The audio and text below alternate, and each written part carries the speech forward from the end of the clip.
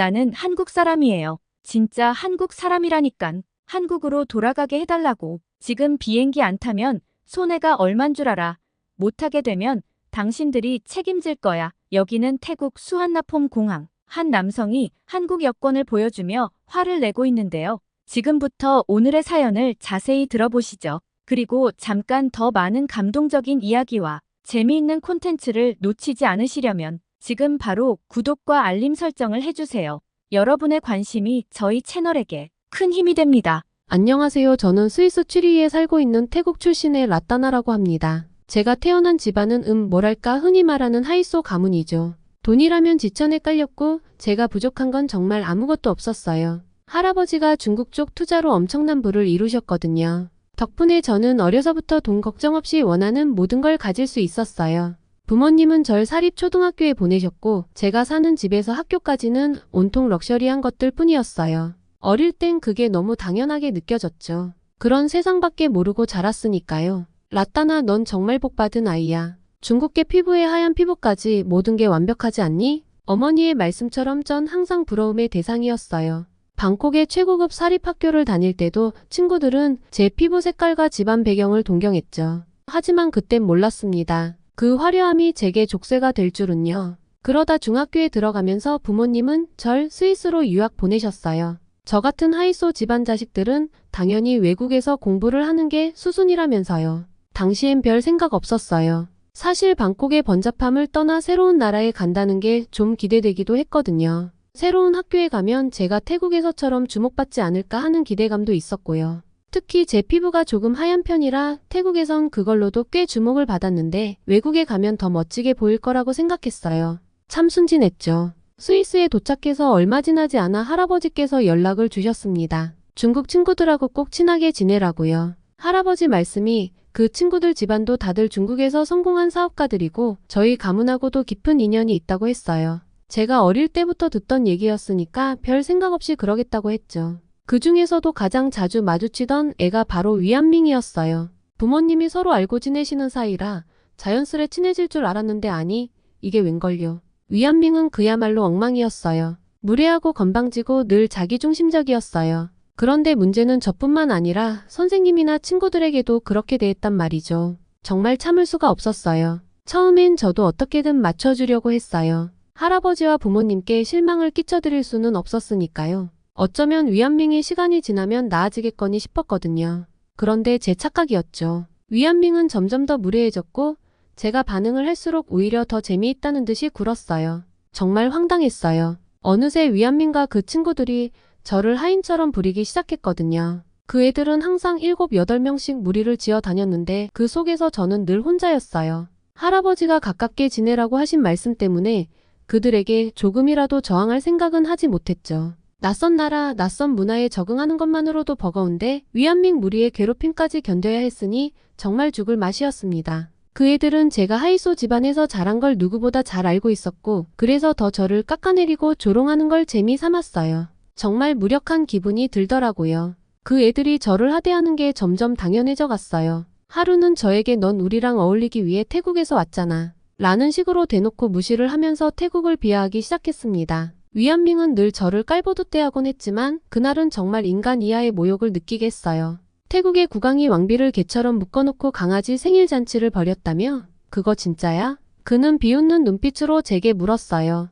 당황한 저는 아무 말도 못하고 그저 입술을 깨물었죠. 그런데도 위안밍은 멈추지 않고 더 비열한 말을 던졌습니다. 내가 오늘 젊은 국왕 역할을 해볼 테니 너도 왕비처럼 무릎 꿇고 공손하게 인사해봐. 내가 친히 케이크를 먹여줄게. 그의 얼굴에 떠오른 그 비열한 웃음이 너무나도 치욕스러웠어요. 주변에 있던 중국인 친구들까지 키득거리며 저를 쳐다봤고 저는 그 순간 몸이 얼어붙은 듯 아무런 반박도 할 수 없었습니다. 마음속에 분노가 끓어오르면서도 그들에게 반박할 용기는 나지 않았죠. 부끄럽지만 위안밍이 조롱했던 그 이야기는 사실이었어요. 당시 태국에서는 국왕의 사생활이 종종 논란이 되곤 했어요. 특히 왕비를 개처럼 목줄로 묶고 애완견의 생일 파티를 벌였다는 이야기는 해외 언론에도 퍼져나갔죠. 그 사진이 공개되었을 때 태국 국민들뿐만 아니라 전 세계 사람들이 충격을 받았습니다. 저 역시 그 뉴스를 보고 충격을 받았지만 우리나라의 국왕에 대한 이야기를 이런 식으로 조롱당하는 건 차원이 다른 모욕이었어요.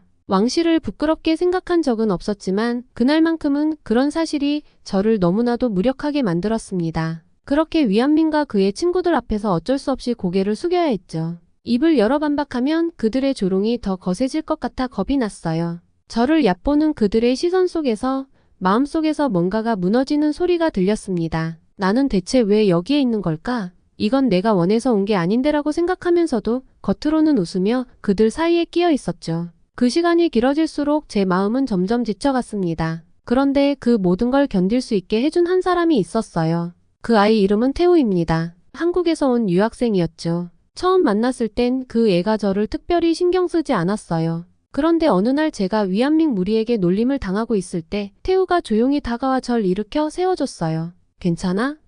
라는 한마디가 얼마나 따뜻하던지. 태우는 저를 조용히 일으켜 세워주더니 위안민을 향해 차분하게 입을 열었어요. 위안민 중국은 늘 스스로를 대국이라고 하지? 그런데 내 행동은 참 대국다운 모습이 아니네. 높은 산이 멀리 보인다고 해서 바람이 그 산을 꺾지 않는다고 했어. 강한 사람은 약한 사람을 괴롭히지 않는 법이야. 그런데 넌 왜 이렇게 비열하게 여자를 괴롭히고 있어? 위안민은 당황한 듯 잠시 말을 잃었고 태우는 이어서 한숨을 쉬며 웃음기 어린 목소리로 말을 덧붙였어요. 중국이 세계에서 가장 강한 나라라고 자랑하던데 왜 행동은 양아치처럼 굴고 있지? 키 크고 덩치 좋은 애들한테는 말 한마디 못하면서 여기서 소심하게 여자만 괴롭히는 게 자랑스러우니? 태우의 말이 마치 바늘처럼 위안민의 자존심을 찌르는 것 같았어요. 그의 얼굴이 점점 붉어지더군요. 태우는 아주 젠틀한 태도로 위트 있는 말투를 유지하며 마지막 한마디를 날렸어요. 대국의 위안민 씨 남자답게 배포 좀 키워봐. 비열한 행동은 결국 본인의 작은 그릇을 드러낼 뿐이야.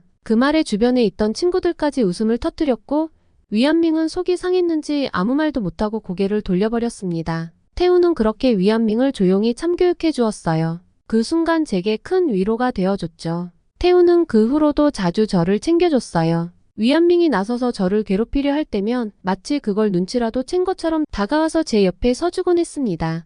그러면 위안민도 아무 말 못하고 뒤로 물러나더라고요. 태우는 굳이 저를 돕겠다고 나서는 게 아니라 그저 자연스럽게 제 곁에 있어주는 것만으로 저를 지켜줬어요. 참 신기했죠. 그가 옆에 있는 것만으로도 제 마음이 편안해지고 왠지 모르게 안전하다는 느낌이 들었거든요. 다른 중국인 무리들도 태우에게는 시비를 걸지 못했어요. 저처럼 상류층 집안에서 자란 것도 아니었는데도 항상 당당했죠. 저와는 전혀 다른 세계에서 온 사람 같았습니다.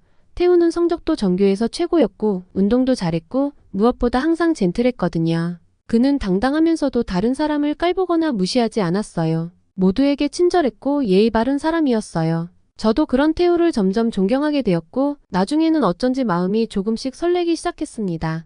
그의 말 한마디 한마디가 저에겐 위로가 되고 그의 미소가 세상 모든 불안을 덜어주는 듯했죠. 저는 점점 그와 함께 있는 시간이 더 좋아졌어요. 같이 수업 듣고 점심시간에 같은 테이블에 앉아서 이야기를 나누고 주말에는 도서관에서 나란히 공부하기도 했죠. 아무리 위안민 무리에게서 비아냥을 들어도 태우와 함께 있는 그 순간들만큼은 그 모든 불안과 불행을 잊게 해줬어요. 태우의 존재가 제게는 작은 안식처 같았습니다. 그때쯤 태우가 저에게 말해줬어요. 자기는 고등학교를 졸업하면 취리히대학교 의학과에 진학할 거라고요. 어려서부터 의사가 되는 게 꿈이었다고 하더군요. 어머니가 많이 아프셨던 적이 있어서 그때부터 누군가를 돕고 치유해주는 일을 하고 싶었다고 말했죠. 그가 자신의 꿈을 이야기하는 동안 저는 묘한 감정이 들었어요. 태우가 의사로서 사람들을 도우며 살아가는 모습이 그려지기도 했고 제 마음 한편에서는 그 길에 함께 있고 싶다는 욕심도 피어났죠. 그날 집에 돌아오면서 생각했어요. 나도 태우랑 같은 학교에 가고 싶다고요. 그러면 졸업 후에도 태우와 계속 같이 있을 수 있을 테니까요. 나도 의대는 아니어도 그와 함께 꿈을 키울 수 있을 거라고 생각했어요. 그래서 용기를 내서 취리히대학교에 지원서를 넣었죠. 태우에겐 말하지 않았어요. 만약 제가 떨어지더라도 부끄러운 마음이 들지 않게 그저 혼자 몰래 준비하고 싶었거든요. 하지만 한편으론 두려운 마음도 들었습니다. 이 감정이 더 커지면 어쩌지? 태우를 향한 제 마음이 점점 사랑으로 커져가고 있다는 걸 느낄 때마다 불안해졌어요. 하지만 저의 마음을 고백할 순 없었습니다. 태국의 상류층 가문에서 자란 저에겐 감정에 솔직한 사랑이란 허락되지 않은 사치였으니까요. 집안의 명예와 가문을 위해 결혼하는 게 당연하다는 이야기를 어릴 때부터 들어왔어요. 아버지도 어머니와 그렇게 결혼하셨고 저도 어른이 되면 누군가와 정략 결혼을 하리라는 걸 늘 당연히 여겼죠. 제가 태우를 좋아하는 마음을 고백한다고 해도 집안의 반대에 부딪힐 게 뻔했어요. 태우가 저의 마음을 받아줄 거라는 확신도 없었죠. 그걸 잘 알면서도 제 마음은 자꾸 그를 향해 움직였습니다. 이게 참 복잡하고 답답한 기분이었어요. 졸업이 가까워질수록 태우와 함께 보내는 시간이 줄어들 거란 생각에 마음이 아프기도 했어요. 저는 점점 더 태우에게 기대고 싶어졌지만 현실이 저를 붙잡고 있었어요. 그래서 하루하루 그와 함께하는 시간을 더 소중히 여기고 싶었습니다. 그의 옆에 있는 동안만이라도 이 마음을 조금 더 간직하고 싶었어요. 드디어 졸업식 날이 다가왔고 저는 떨리는 마음으로 취리대학교 합격 발표를 기다렸어요. 그리고 믿기지 않게도 합격 통지서를 받았죠. 태우와 같은 학교에 합격한 거예요. 그 소식을 전할 땐 마치 꿈을 꾸는 것 같았어요. 태우는 제가 취리대에 간다는 걸 듣고 정말 기뻐했습니다. 같이 공부하게 돼서 좋다. 라고 말해주는데 그 한마디가 제겐 얼마나 큰 행복이었는지 몰라요. 여전히 제 마음을 그에게 고백할 수는 없었어요. 태우에게 저의 짝사랑은 끝내 숨겨야 할 비밀로 남아 있었죠. 저와 태우는 이제 친구로서 서로의 꿈을 향해 함께 나아가겠지만 그 이상으로는 발전할 수 없다는 걸 잘 알고 있었어요. 그와 나란히 걸으며 느끼는 설렘과 따뜻함은 저만의 작은 비밀로 남겨두기로 했죠. 그때 저는 생각했어요. 그래, 이 정도면 됐어. 지금 이 순간 이 행복을 충분히 느끼자 하고요. 이제는 하루 종일 태우와 함께 지낼 수 있겠다는 생각에 가슴이 벅찼어요. 시간이 흘러 여름방학이 다가왔고 태우와 저는 각자 집으로 돌아갈 준비를 하고 있었어요. 그런데 어느 날 태우가 저에게 이렇게 말하는 거예요. 라따나 방학 때 한국에 놀러 오지 않을래? 서울도 보여줄게. 순간 심장이 덜컥 내려앉는 기분이었습니다. 태우가 제게 직접 한국에 오라고 초대할 거라고는 상상도 못했거든요. 그저 제 마음속에서만 몰래 간직한 꿈 같은 일이었는데 너무 기쁜 나머지 무슨 말부터 해야 할지 모르겠더라고요. 한동안 말을 잇지 못하다가 겨우 대답했어요. 정말 가도 돼? 그럼 갈게. 그때 제 목소리가 떨렸던 걸 태우가 눈치챘을지도 모르겠어요. 하지만 태우는 그저 환하게 웃으며 말했죠. 진짜? 그러면 일정 잡아보자. 그 환한 미소가 어찌나 따뜻하던지 마음이 설렜어요. 그날 밤 저는 잠을 설쳤습니다. 앞으로 태우와 함께할 한국 여행이 너무 기대돼서요.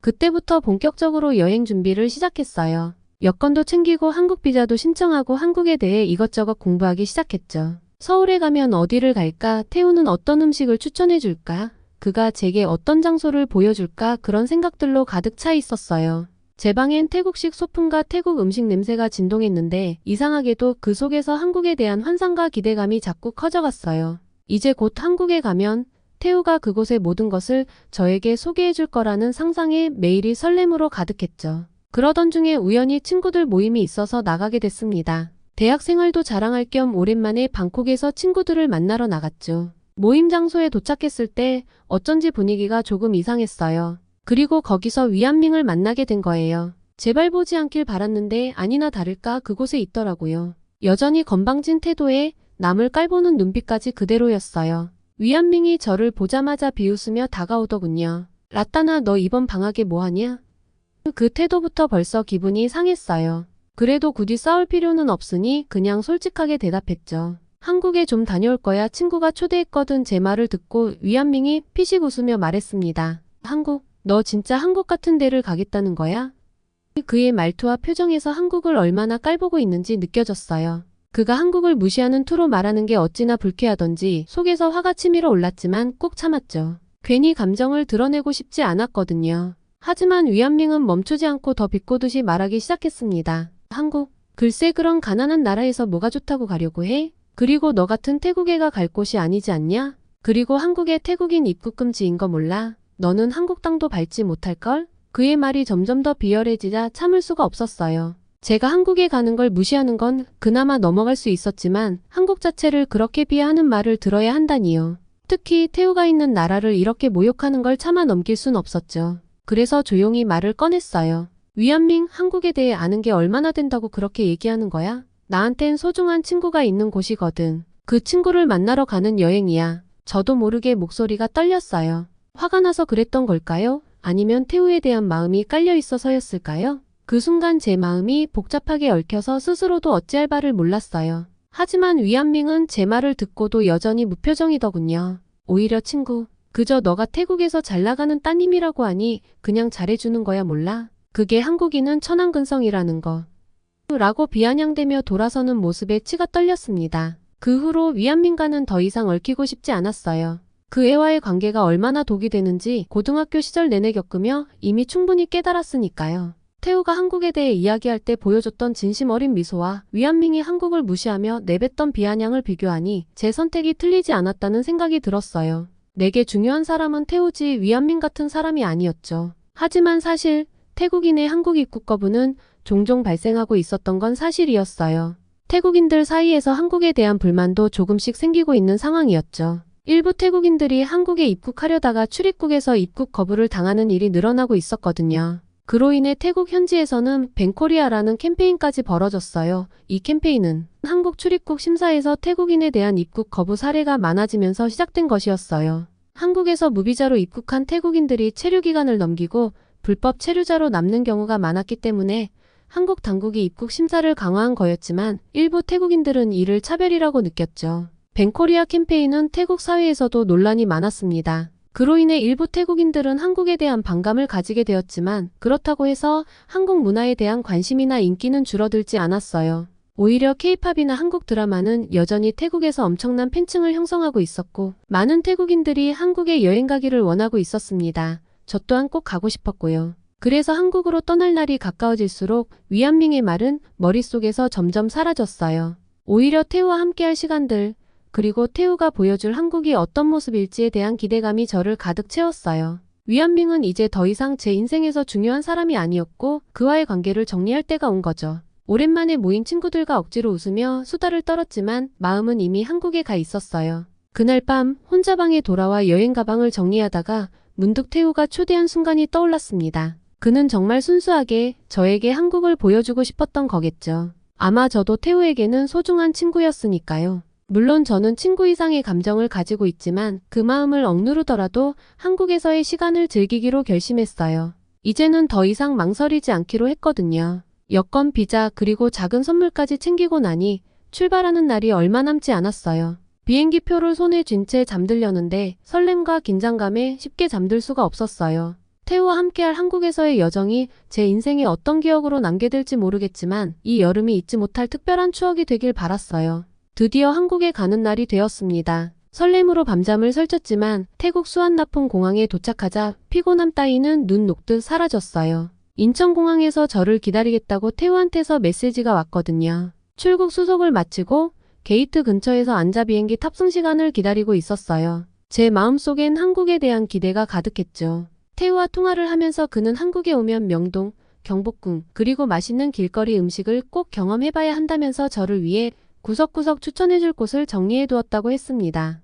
떡볶이랑 핫도그는 꼭 먹어봐. 길거리에서 파는 게 진짜 맛있거든. 그는 들뜬 목소리로 말했어요. 그의 이야기를 들으니 상상만으로도 입에 침이 고였죠. 한국은 저에게 새로운 세계이자 태우가 자신의 나라를 자랑스럽게 소개해주는 모습이 너무 좋아서 설렜어요. 갑자기 귀에 익은 목소리가 들려왔어요. 안 된다고 했잖아요. 제가 왜 거기서 잡혀야 하는데요. 걸음을 멈춘 채 그 소리가 나는 쪽을 바라보니 심장이 쿵하고 내려앉는 기분이 들었죠. 설마 하는 불안감에 고개를 돌려보니 그곳에는 정말 위안밍이 있었습니다. 평소에 저를 깔보며 비웃고 거만한 태도로 군림하던 위안밍의 모습은 온데간데 없었어요. 그의 얼굴은 하얗게 질려 있었고 식은땀이 이마에서 흐르고 있었죠. 그는 공항 경찰들에게 양쪽 팔을 붙잡힌 채 몸부림치고 있었어요. 옷깃이 흐트러지고 눈은 불안에 휩싸여 초점이 나간 채로 흔들리고 있었죠. 마치 공포영화의 한 장면처럼 그의 모든 모습이 패닉에 빠진 사람의 그것이었어요. 왜 이러는 겁니까?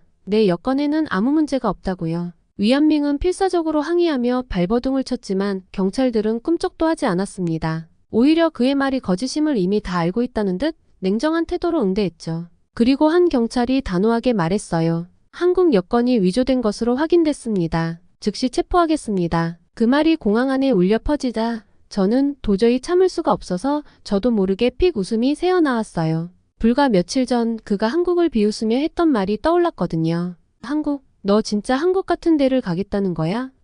라며 한국을 가난한 나라 취급하던 그가 이렇게 한국 여권을 위조해서 도망가려 했다니 이보다 더 아이러니한 일이 있을까요? 경찰들이 위안밍의 몸을 확실히 제압하며 끌어내기 시작했어요. 발이 거의 질질 끌리다시피 하면서도 그는 끝까지 몸부림치며 소리쳤습니다. 그의 목소리는 점점 더 초조하고 절박해졌죠. 놓으라고 했잖아. 내가 누군지 알아? 왜 이러는 건데? 그의 목소리에는 평소 그가 제게 보여주던 오만함은 전혀 느껴지지 않았어요. 오히려 절박하고 두려움에 가득 차 있었죠. 고등학교 시절 항상 거들먹거리던 그 거만한 모습은 사라지고 그저 무너져 내리는 사람의 모습이었어요. 그의 눈이 이리저리 움직이더니 문득 제 쪽을 발견했어요. 순간 그의 눈빛이 달라졌죠. 처음엔 놀라움, 곧 이어서 당혹감, 그리고 마지막엔 간절함이 담긴 눈빛으로 저를 쳐다봤습니다. 그 눈빛은 마치 무언가를 말하려는 것 같았지만 입을 열기엔 이미 너무 늦었어요. 경찰들이 그를 강하게 붙잡고 밀어붙였거든요. 그의 입가가 떨리며 무언가 말을 맺으려 했지만 경찰의 손에 의해 입술이 굳어지고 고개가 뒤로 젖혀졌어요. 그제서야 알고 보니 위안밍은 중국에서 마약 문제로 수배 중이었던 거였어요. 그가 방콕을 거쳐 한국 제주도가 무비자 입국이 가능하다는 점을 알고 한국 여권을 위조해 도망가려고 한 거라는 걸 들었죠. 그렇게 한국을 하찮게 여기고 비웃던 그가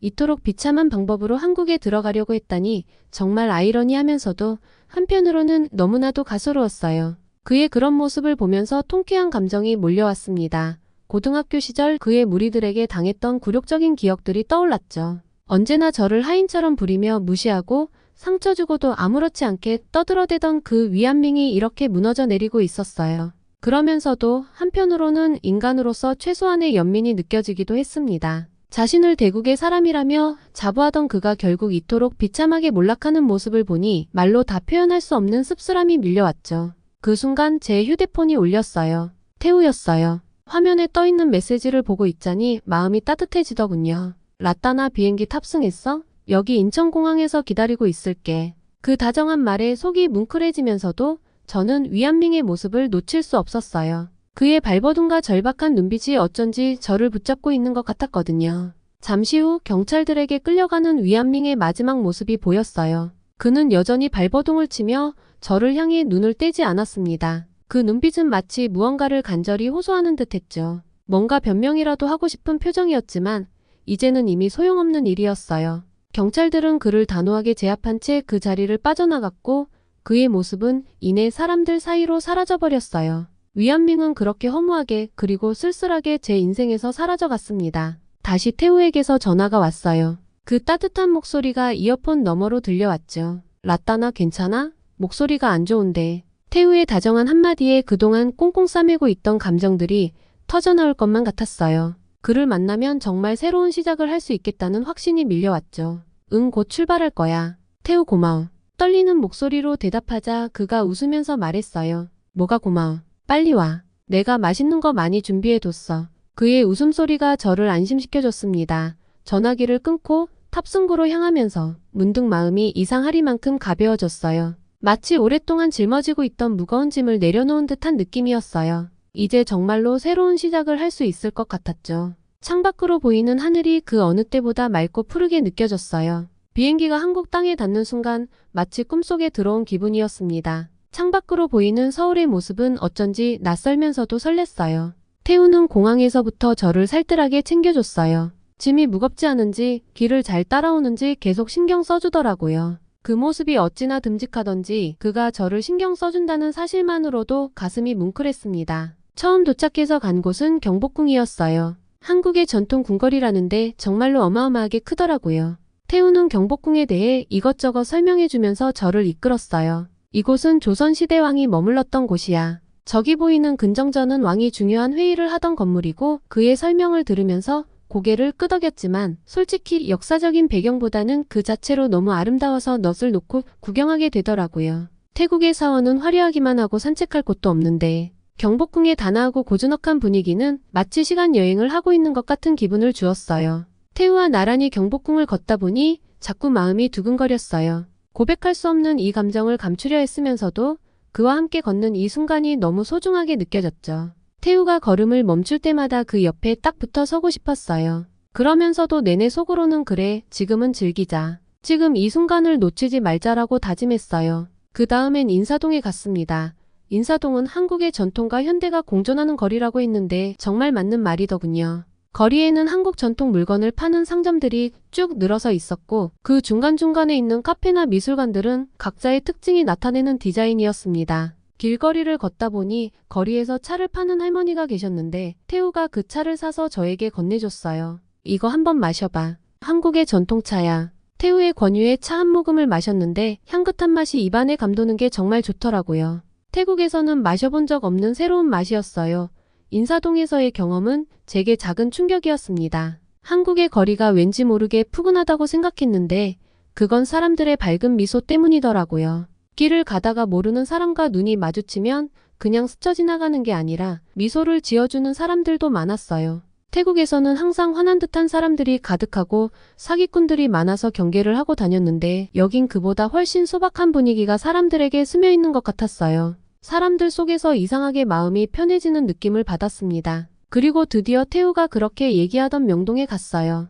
태우가 자신 있게 추천해준 길거리 음식들을 잔뜩 먹어볼 수 있었죠. 저는 길가에 서서 떡볶이와 튀김을 먹는 게 처음이었어요. 태국에서도 길거리 음식은 있지만 비위생적이라 저도 잘 먹지 않는데 한국의 길거리 음식은 엄청 깨끗하더라고요. 매콤하면서도 달콤한 떡볶이, 바삭바삭한 튀김, 그리고 그 옆에서 파는 한국식 핫도그까지 한입 베어 물 때마다 행복이 밀려왔어요. 태우가 저를 보며 웃으며 말하더라고요. 맛있지? 내가 좋아할 줄 알았어. 그의 말 한마디에 얼굴이 빨개졌어요. 이게 무슨 큰일이라고 이렇게 설레는지 모르겠어요.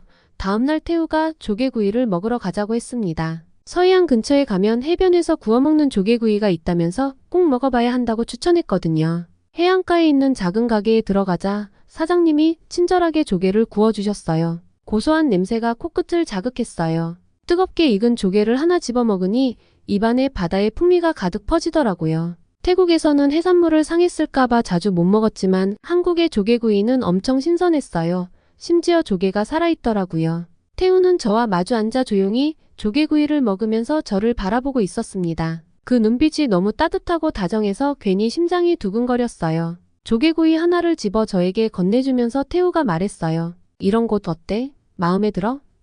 그 물음에 저는 서슴없이 고개를 끄덕였어요. 응, 정말 좋아. 태우 덕분에 한국에서 너무 좋은 경험을 하고 있어. 제 목소리가 떨리는 게 느껴졌어요. 그와 함께 있는 순간마다 제 마음속의 감정이 점점 커지는 걸 느꼈습니다. 고등학교 때부터 시작된 이 짝사랑이 이젠 더 이상 숨길 수 없을 만큼 자라난 것 같았어요.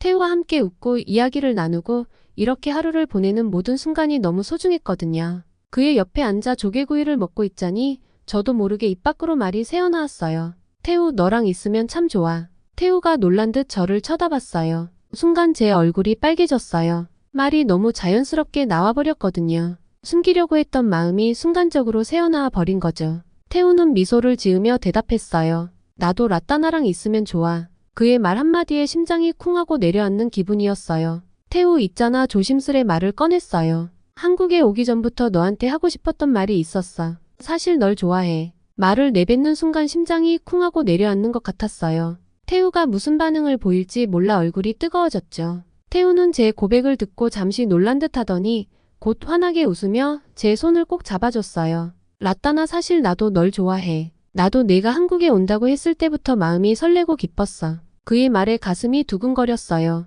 우리가 서로 같은 마음이었다는 사실이 믿기지 않았죠. 조개구이 가게의 소란스러움 속에서도 저희 둘만 고요한 섬에 있는 듯한 기분이었어요. 하지만 그 순간 태우의 얼굴에 살짝 슬픈 표정이 떠올랐습니다. 사실 너한테 말하지 못한 게 하나 있어. 그는 조용히 말을 꺼냈어요. 그의 목소리에는 미안함이 묻어 있었어요. 나 이제 곧 군대를 가야 해. 그래서 앞으로 2년 동안은 너를 못 볼 수도 있어. 군대라니. 저는 그 순간 머리가 하얘졌어요. 태국에선 남자들이 군대에 가는 게 의무가 아니에요. 군 복무 여부는 추첨으로 결정되죠. 그래서 혹시 태우도 안 가도 되는 게 아닐까 하는 마음에 물어봤어요. 한국도 태국처럼 추첨으로 결정되는 건 아니야? 꼭 가야 하는 거야? 태우는 씁쓸하게 웃으며 고개를 저었어요. 아니, 한국 남자라면 모두 의무적으로 가야 해. 추첨도 없고 예외도 없어. 최소 18개월, 거의 2년 동안 군복무를 해야 해. 그의 설명을 들으니 가슴이 먹먹해졌어요. 태우가 제 곁을 떠나야 한다는 사실이 현실로 다가왔죠. 겨우 서로의 마음을 확인했는데 이제 2년 동안이나 그를 볼 수 없다는 게 너무 슬펐어요. 잠시 침묵이 흘렀어요. 저희 둘 다 무슨 말을 해야 할지 몰라 서로의 얼굴만 바라봤죠. 그러다 저는 태우의 손을 꼭 잡으며 결심하듯 말했어요. 태우, 그래도 난 기다릴 거야. 2년이든 그 이상이든 내가 돌아올 때까지 기다릴게. 그건 절대 어려운 일이 아니야. 지금까지 내 곁에 있을 수 있어서 너무 행복했고 그걸로 충분해. 태우는 제 말을 듣고 놀란 듯 저를 바라보더니 눈가가 살짝 촉촉해졌어요. 라따나 고마워. 이렇게 말해줘서 정말 고마워. 그의 따뜻한 미소를 보니 제 마음도 더 이상 불안하지 않았어요. 비록 떨어져 있어야 하는 시간이 오겠지만 그 시간을 견뎌낼 수 있을 거라는 확신이 생겼어요.